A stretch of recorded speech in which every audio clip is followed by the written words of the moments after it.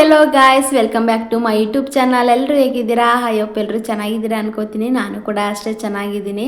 ಬನ್ನಿ ಇವತ್ತಿನ ರೆಸಿಪಿ ಏನು ಅಂತ ನೋಡ್ಕೊಂಡು ಬರೋಣ. ಗಟ್ಟಿ ಅವಲಕ್ಕಿನ ಯೂಸ್ ಮಾಡಿಕೊಂಡು ಒಂದೊಳ್ಳೆ ಸ್ನ್ಯಾಕ್ಸ್ ಟೈಮ್ಗೆ, ಟೀ ಟೈಮ್ಗೆ ಏನಾದರೂ ತಿನ್ನಬೇಕು ಅಂತ ಅನಿಸ್ದಾಗ ಈ ರೆಸಿಪಿನ ಒಂದ್ಸಲ ಟ್ರೈ ಮಾಡಿ. ಫಸ್ಟ್ ಒಂದು ಪ್ಯಾನ್ಗೆ ಕುಕ್ಕಿಂಗ್ ಆಯಿಲ್ ಚೆನ್ನಾಗಿ ಬಿಸಿ ಆಗಬೇಕು. ಬಿಸಿ ಆದ ನಂತರ ನಾವು ಫಿಲ್ಟರ್ ಬೌಲ್ಗೆ ನಾವು ಅವಲಕ್ಕಿನ ಹಾಕ್ಕೊಂಡು ಎಣ್ಣೆ ಒಳಗಡೆ ಫಿಲ್ಟರ್ ಬೌಲ್ನ ಇಟ್ಟು ಒಂದು 2 ಇಡಿ ಆಗುವಷ್ಟು ಗಟ್ಟಿ ಅವಲಕ್ಕಿನ ಹಾಕ್ಕೊಂಡು ಒಂದು ಸ್ಪೂನಲ್ಲಿ ಈ ಥರ ಮಿಕ್ಸ್ನ ಮಾಡ್ಕೊಳ್ಳಿ. ಒಂದು 5ರಿಂದ 10 ನಿಮಿಷ ಈ ಥರ ಮಿಕ್ಸ್ ಮಾಡಿಕೊಂಡ್ರೆ ಚೆನ್ನಾಗಿ ಗರ್ಗರಿಯಾಗಿ ಉಬ್ಬಿ ಬರುತ್ತೆ. ಇಲ್ಲ ಈ ಥರ ಟ್ರಿಕ್ ಬೇಡ ಅಂತಂದರೆ ಎಣ್ಣೆ ಒಳಗೆ ಡೈರೆಕ್ಟಾಗಿ ಒಂದು 7 ಇಡಿ ಆಗುವಷ್ಟು ಅವಲಕ್ಕಿನ ಹಾಕ್ಕೊಂಡು ಈ ಥರ ರೋಸ್ಟ್ನ ಮಾಡಿಕೊಂಡ್ರೆ ತುಂಬಾ ಚೆನ್ನಾಗಿರುತ್ತೆ. ನೋಡಿ, 2 ವಿಧಾನದಲ್ಲಿ ಯಾವ ರೀತಿ ನಾವು ಅವಲಕ್ಕಿನ ಕರಿಬೋದು ಅಂತ ಹೇಳ್ಕೊಟ್ಟಿದ್ದೀನಿ. ನಿಮ್ಗೆ ಯಾವ ಟ್ರಿಕ್ ಯೂಸ್ ಆಗುತ್ತೋ ಆ ಟ್ರಿಕ್ನ ಬಳಸ್ಕೊಳ್ಳಿ. ನನಗೆ ಬೇಕಾಗಿರೋಷ್ಟು ಅವಲಕ್ಕಿ ಎಲ್ಲನೂ ಕೂಡ ಈ ಎಣ್ಣೆ ಒಳಗಡೆ ಹಾಕಿ ಚೆನ್ನಾಗಿ ಕರೆದಿಟ್ಕೋತಾ ಇದ್ದೀನಿ. ನನಗೆ 1 ಬೌಲ್ ಆಗೋಷ್ಟು ಬೇಕಿತ್ತು. ಸೊ ಹಾಗಾಗಿ ಎಲ್ಲ ಅವಲಕ್ಕಿನೂ ಇದೇ ಥರ ಯೂಸ್ ಮಾಡಿಕೊಂಡು ಪಕ್ಕದಲ್ಲಿ ರೋಸ್ಟ್ ಮಾಡಿ ಒಂದು ಪ್ಲೇಟ್ಗೆ ಎತ್ತಿಟ್ಕೋತಾ ಇದ್ದೀನಿ. ನಿಮಗೆ ಎಷ್ಟು ಬೇಕೋ ಅಷ್ಟು ಕ್ವಾಂಟಿಟಿಲಿ ನೋಡ್ಕೊಂಡು ಮಾಡ್ಕೊಳ್ಬೋದು. ಈಗ ಅವಲಕ್ಕಿ ಎಲ್ಲ ಕರ್ಕೊಂಡಿದ್ದಾಗಿದೆ. ಸೊ ಈಗ ಅದೇ ಎಣ್ಣೆಗೆ ನಾವು 3/4 ಕಪ್ ಆಗುವಷ್ಟು ಕಡಲೆ ಬೀಜನ ಹಾಕೊಳ್ಳೋಣ. ಕಡಲೆ ಬೀಜನೂ ಕೂಡ ಒಂದು 2ರಿಂದ 3 ನಿಮಿಷ ಚೆನ್ನಾಗಿ ಫ್ರೈ ಆಗಬೇಕು. ಗೋಲ್ಡನ್ ಕಲರ್ ಬರಬೇಕು. ಗೋಲ್ಡನ್ ಬ್ರೌನ್ ಬಂದರೆ ಪರ್ಫೆಕ್ಟಾಗಿ ನಮಗೆ ಕಡಲೆ ಬೀಜ ಫ್ರೈ ಆಗಿದೆ ಅಂತ. ಅದೇ ಕಪ್ಪಲ್ಲಿ 1 ಕಪ್ ಆಗುವಷ್ಟು ಕಡಲೆನ ಹಾಕ್ಕೊಳ್ತಾ ಇದ್ದೀನಿ. ಕಡಲೆನ ಜಾಸ್ತಿ ಫ್ರೈ ಮಾಡೋದೇನು ಬೇಕಾಗಿಲ್ಲ. ಆಲ್ರೆಡಿ ಅದು ಗರ್ಗರಿಯಾಗಿ ಇರೋದ್ರಿಂದ ಒಂದು 2 ನಿಮಿಷ ಫ್ರೈ ಮಾಡ್ಕೊಂಡ್ರೆ ಸಾಕಾಗತ್ತೆ. ಪಟ್ಟಂತ ಎಲ್ಲ ಕಡಲೆನೂ ಎತ್ತಿಟ್ಕೊಳ್ಬೇಕು. ಇವಾಗ ಒಂದು 1/4 ಕಪ್ ಆಗುವಷ್ಟು ಕೊಬ್ಬರಿನ ಹಾಕ್ಕೊಳ್ತಾ ಇದ್ದೀನಿ. ನಿಮಗೆ ಕೊಬ್ಬರಿ ಯಾವ ಸೈಜಲ್ಲಿ ಬೇಕೋ ಆ ಸೈಜಲ್ಲಿ ನೋಡ್ಕೊಂಡು ಕಟ್ ಮಾಡಿ ಸೇರಿಸ್ಕೊಳ್ಳಿ. ಕೊಬ್ಬರಿನೂ ಕೂಡ ಫ್ರೈ ಆಗಿದ್ದಾಗಿದೆ. ಈಗ ಅದೇ ಕಪ್ಪಲ್ಲಿ ಒಂದು 1/4 ಕಪ್ ಆಗುವಷ್ಟು ಗೋಡಂಬಿನ ಸೇರಿಸ್ಕೊತಾ ಇದ್ದೀನಿ. ನಿಮ್ಗೆ ಯಾವ ಡ್ರೈ ಫ್ರೂಟ್ಸ್ ಇಷ್ಟ ಆಗುತ್ತೋ ಸೊ ಅದನ್ನು ಕೂಡ ಸೇರಿಸ್ಕೊಂಡು ಚೆನ್ನಾಗಿ ಫ್ರೈ ಮಾಡ್ಕೊಂಡು ಎತ್ತಿಟ್ಕೊಳ್ಳಿ. ಗೋಡಂಬಿನೂ ಕೂಡ ಫ್ರೈ ಆಗಿದ್ದಾಗಿದೆ 1 ನಿಮಿಷ.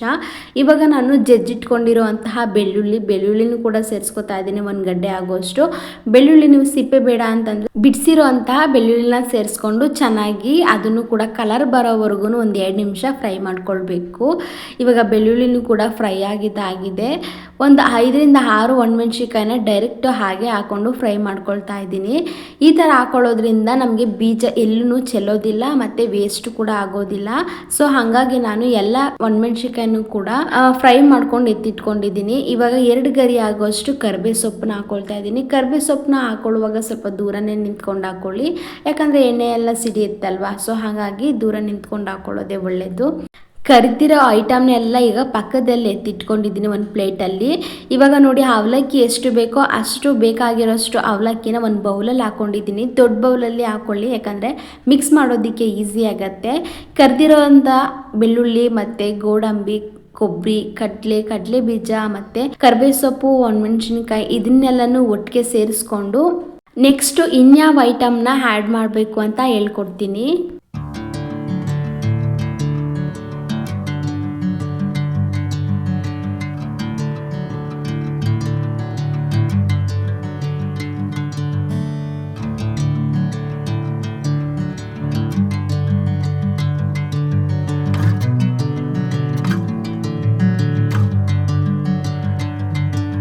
ಫೈನಲಿ ಎಲ್ಲ ಐಟಮ್ ಇವಾಗ ಸೇರಿಸ್ಕೊಂಡಿದ್ದಾಗಿದೆ. ಈಗ ಕರ್ಬೇ ಸೊಪ್ಪನ್ನ ಕಟ್ ಮಾಡಿ ಸೇರಿಸ್ಕೊಳ್ಳೋಣ. ನಿಮಗೆ ಕಟ್ ಮಾಡಿ ಸೇರಿಸ್ಕೊಳ್ಳೋದು ಬೇಡ ಅಂತಂದರೆ ಬರೀ ಎಲೆಗಳಷ್ಟೇ ನೀವು ಹಾಕ್ಕೊಳ್ಳಿ. ನಾನು ಕರ್ಬೇ ಸೊಪ್ಪು ಕಡ್ಡಿನೂ ಯಾಕೆ ಹಾಕ್ಕೊಳ್ತಾ ಇದ್ದೀನಿ ಅಂತಂದರೆ ತಿನ್ನುವಾಗ ಬೇಕಾದರೂ ಕಡ್ಡಿನೂ ತಿನ್ಬೋದು. ಎಣ್ಣೆಲಿ ಫ್ರೈ ಆಗಿರೋದ್ರಿಂದ ತುಂಬಾ ಟೇಸ್ಟ್ ಆಗಿರುತ್ತೆ. ಅಥವಾ ಬೇಡ ಅಂತಂದ್ರೂ ಕೂಡ ಬಿಸಾಕೋದಕ್ಕೂ ಕೂಡ ಈಸಿ ಆಗಲಿ ಅಂತ ಅಷ್ಟೇ. ಒಣಮೆಣ್ಸಿಕಾಯಿನೂ ಕೂಡ 2 ಭಾಗನ ಮಾಡಿ ಸೇರಿಸ್ಕೊಂಡಿದ್ದೀನಿ. ಒಂದು 5ರಿಂದ 6 ಒಣಮೆಣ್ಸಿಕಾಯಿನ ಹಾಕ್ಕೊಂಡಿದ್ದೀನಿ ಖಾರಕ್ಕಷ್ಟೇ. ಮತ್ತು 1 ಟೇಬಲ್ ಸ್ಪೂನ್ ಆಗುವಷ್ಟು ಚಿಲ್ಲಿ ಪೌಡರ್, ರುಚಿಗೆ ತಕ್ಕಷ್ಟು 1 ಟೇಬಲ್ ಸ್ಪೂನ್ ಆಗುವಷ್ಟು ಸಾಲ್ಟ್ನ ಹಾಕೊಂಡಿದ್ದೀನಿ. ಮತ್ತು ಒಂದು 1/4 ಟೇಬಲ್ ಸ್ಪೂನ್ ಆಗುವಷ್ಟು ಅರಿಶಿನ ಸೇರಿಸ್ಕೊಂಡು ಚೆನ್ನಾಗಿ ಮಿಕ್ಸ್ನ ಮಾಡ್ಕೊಳ್ಳೋಣ. ಒಂದು 5ರಿಂದ 10 ನಿಮಿಷ ಚೆನ್ನಾಗಿ ಮಿಕ್ಸ್ ಮಾಡ್ಕೊಳ್ಳಿ. ಉಪ್ಪೆಲ್ಲ ಚೆನ್ನಾಗಿ ಅವಲಕ್ಕಿಗೆ ಹಿಡಿಬೇಕು. ಆವಾಗ ತುಂಬಾ ಟೇಸ್ಟ್ ಆಗಿರುತ್ತೆ. ಮತ್ತು ನಿಮಗೆ ಖಾರ ಬೇಕು ಅಂತಂದ್ರೂ ಕೂಡ ಎಕ್ಸ್ಟ್ರಾ ಆ್ಯಡ್ ಮಾಡ್ಕೊಂಡು ಮಾಡಿ. ನಿಮ್ಗೆ ಯಾವ ಕ್ವಾಂಟಿಟಿಲಿ ಬೇಕು, ಅರ್ಧ kgಗೆ ಅಥವಾ 1 kgಗೆ 1/4 kgಗೆ ಯಾವ ಥರ ಬೇಕು ನೋಡಿಕೊಂಡು ನೀವು ಉಪ್ಪು ಮತ್ತು ಖಾರನ ಸೇರಿಸ್ಕೊಳ್ಬೇಕಾಗತ್ತೆ. ಇನ್ನು ಟೇಸ್ಟ್ ಬೇಕು ಅಂತ ಅಂದರೆ ಇದಕ್ಕೆ ಚಾಟ್ ಮಸಾಲೆನೂ ಕೂಡ ಹಾಕ್ಕೊಳ್ಬೋದು. ಈ ಗಟ್ಟಿ ಅವಲಕ್ಕಿಯಿಂದ ಮಾಡಿರೋ ಸ್ನ್ಯಾಕ್ಸ್ ರೆಸಿಪಿನ ಪೇಪರ್ ಅವಲಕ್ಕಿಂದನೂ ಮಾಡ್ಬೋದು. ಪೇಪರ್ ಅವಲಕ್ಕಿಯಿಂದನೂ ಕೂಡ ತುಂಬಾ ಚೆನ್ನಾಗಾಗತ್ತೆ ಈ ಸ್ನ್ಯಾಕ್ಸ್ ರೆಸಿಪಿ. ನಿಮಗೆ ಪೇಪರ್ ಅವಲಕ್ಕಿಯಿಂದ ಈ ರೆಸಿಪಿ ಮಾಡೋಕ್ಕೆ ಬರಲ್ಲ ಅಂತಂದರೆ ಕಮೆಂಟ್ ಬಾಕ್ಸಲ್ಲಿ ಕಮೆಂಟ್ ಮಾಡಿ. ನೆಕ್ಸ್ಟ್ ಬರೋ ವಿಡಿಯೋದಲ್ಲಿ ಆ ರೆಸಿಪಿನೂ ಕೂಡ ತೋರಿಸ್ತೀನಿ. ಸೇಮ್ ಮೆಥಡ್ ಏನು ಮಾಡಿದ್ದೀನಿ ಗಟ್ಟಿ ಅವಲಕ್ಕಿಯಿಂದ ಸೇಮ್ ಇದೇ ಮೆಥಡಲ್ಲಿ ಅದನ್ನು ಕೂಡ ಮಾಡಿ, ಅದು ಕೂಡ ಬೇಕ್ರಿ ಸ್ಟೈಲಲ್ಲೇ ತುಂಬಾ ಟೇಸ್ಟಾಗಿರುತ್ತೆ. ಮಕ್ಕಳು ಏನಾದರೂ ಸಮ್ಮರ್ ಸೀಸನ್ಗೆ ಮನೇಲಿತ್ತು ಅಂತ ಅಂದಾಗ ಏನಾದರೂ ಸ್ನ್ಯಾಕ್ಸ್ ಬೇಕು ಅಂತ ಅಂದಾಗ ಈ ರೀತಿನ ಮಾಡಿಕೊಡಿ, ತುಂಬಾ ಇಷ್ಟಪಟ್ಟು ತಿಂತಾರೆ. ಮತ್ತು ದೊಡ್ಡವ್ರಿಗೂ ಕೂಡ ತುಂಬಾ ಇಷ್ಟ ಆಗುತ್ತೆ. ಟೀ ಟೈಮ್ಗೆ ಮತ್ತು ಕಾಫಿ ಟೈಮ್ ಏನಾದರೂ ಬೇಕು ಅಂತ 30 ನಿಮಿಷ ಇದ್ದರೆ ಸಾಕು, ಪಟ್ ಅಂತಲೇ ಮಾಡ್ಕೊಳ್ಬೋದು. ಸ್ನ್ಯಾಕ್ಸ್ ಟೈಮ್ಗೆ ನೋಡ್ತಾ ಇರ್ಬೋದು ಎಷ್ಟು ಚೆನ್ನಾಗಿ ಮಿಕ್ಸ್ ಆಗ್ತಾ ಇದೆ ಅಂತ. ಇದೇ ರೀತಿ ಮಿಕ್ಸ್ನ ಮಾಡ್ಕೊಳ್ಬೇಕು.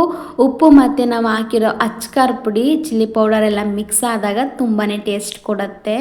ಈ ಥರ ಏನಾದರೂ ಮಿಕ್ಸ್ ಮಾಡಬೇಕು ಅಂತಂದಾಗ ನೀವು ದೊಡ್ಡ ಪ್ಲೇಟ್ನ ಇಡಿ ಅಥವಾ ದೊಡ್ಡ ಬೌಲ್ನ ಇಟ್ಕೊಂಡು ಮಿಕ್ಸ್ನ ಮಾಡ್ಕೊಳ್ಬೇಕು. ಇಲ್ಲ ಅಂತಂದರೆ ಚಿಕ್ಕದಾಗಿ ಇತ್ತು ಅಂತಂದರೆ ಮಿಕ್ಸ್ ಮಾಡ್ಕೊಳ್ಳೋವಾಗ ಕೆಳಗಡೆ ಎಲ್ಲ ಚೆಲ್ಲತ್ತೆ. ಸೊ ಹಾಗಾಗಿ ದೊಡ್ಡ ಬೌಲ್ನ ಇಟ್ಕೊಂಡು ಮಿಕ್ಸ್ನ ಮಾಡ್ಕೊಳ್ಳಿ.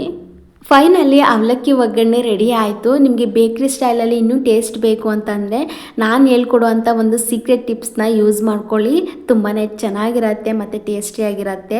1 ಟೇಬಲ್ ಸ್ಪೂನ್ ಆಗುವಷ್ಟು ಸಕ್ಕರೆ ಪುಡಿನ ಇದ್ರ ಜೊತೆಗೆ ಸೇರಿಸ್ಕೊಂಡಾಗ ನಮಗೆ ತಿನ್ನುವಾಗ ಮಧ್ಯ ಮಧ್ಯೆ ಸ್ವೀಟಾಗಿ ಖಾರಾಗಿ ಇರೋದ್ರಿಂದ ತುಂಬಾ ಟೇಸ್ಟಿಯಾಗಿರುತ್ತೆ.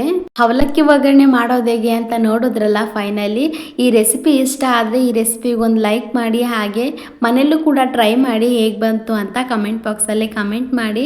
ಫಸ್ಟ್ ಟೈಮ್ ಏನಾದರೂ ವಿಸಿಟ್ ಮಾಡ್ತಾ ಇದ್ರೆ ನಮ್ಮ ಚಾನಲ್ನ ಸಬ್ಸ್ಕ್ರೈಬ್ ಮಾಡಿಕೊಂಡು ಪಕ್ಕದಲ್ಲಿರೋ ಬೆಲ್ ಐಕನ್ ಕೂಡ ಕ್ಲಿಕ್ ಮಾಡ್ಕೊಳ್ಳಿ. ನಾನು ಹಾಕುವಂತಹ ಪ್ರತಿ ರೆಸಿಪಿ ನೋಟಿಫಿಕೇಷನ್ ಬರುತ್ತೆ. ಇಷ್ಟ ಆದರೆ ನೀವು ಕೂಡ ಮನೇಲಿ ಟ್ರೈ ಮಾಡ್ಬೋದು. Thanks for watching. ಸಿಗೋಣ ಮುಂದಿನ ವಿಡಿಯೋದಲ್ಲಿ. ಬಾಯ್, ಟೇಕ್ ಕೇರ್ ಆಲ್.